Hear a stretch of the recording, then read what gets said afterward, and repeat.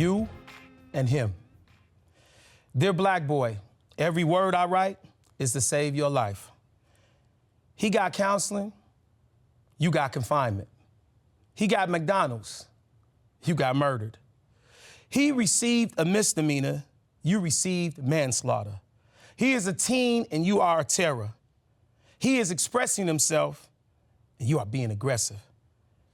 He is a good kid who made a mistake and you are a trouble-making miscreant. Dear black boy, he is goodwill hunting, you are a menace to society, and since society has had a hand in portraying and creating the menace, society cares little about your situation. Dear black boy, he is a make-a-wish kid, and you are a youth at risk. His drugs are recreational, yours are reckless. He will get community service and one day become a Supreme Court judge. You get concurrent sentences with no period. Dear black boy, he gets justice, you just get served. Dear black boy, the game is rigged. Stop playing checkers because everyone else is playing chess. You see, he can play in the jungle, listen to your music, talk your slang, but one day he can and he will dye his hair and blend back into the crowd, cover up his tattoos, and all is forgiven. So when they tell his story, it will be one of triumph. You, on the other hand, black boy, will be remembered for yours. While his will be called redemption, yours will be labeled resistance, defiance, and a threat. P.S., dear black boy, this world has never designed to see you win. And yet you keep moving through it with a grace that terrifies those who built the board against you. Dear black boy, they will call you a problem, a menace, a threat, but you must remember every breath you take, every step you claim, every word you speak is already a victory. What they name resistance is actually survival.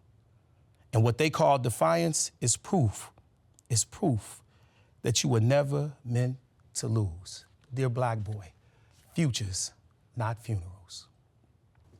Kwabena, welcome back to Black Nouveau. Your new book, Dear Black Boys, Futures Not Funerals, interesting title. How did you come up with it? The work we've done over the last 20 years, myself and Muhib Daya, we want young men and the community to have a mantra called Dear Black Boy, Futures Not Funerals. The more they say it, the more they'll believe it. You grew up on Chicago's West Side. Mm-hmm. How did growing up there influence your storytelling that you use in this book? The resilience factor and being able to take everything you've been through and use it to build you and not break you. The stories, the lifestyle, everything I went through showed me how to take that, channel that, and put it into something else. You often talk about losing your father. Mm-hmm. What influences did he have on you for this book? Education, speaking, and telling your story, because he lost his life so early, he never got to tell his side of the story. So just the fact that he lost his, I really believe that when I'm speaking for both of us. It's like I'm channeling something that he would have said to me. Even the conversations I have, I feel like those are conversations that I would have had with him at this age now. Now, you work with a lot of black boys in MPS and throughout the community. What is it about young black boys that you want people to know that they don't know right now? They're human. They have a voice. They need a safe space, and that they cannot continually point at their trauma without also acknowledging they need treatment and that they need nurturing as well. They show the side where it's messed up, but nobody tells how we got there. And also to acknowledge the systemic factors that young men face on a daily basis.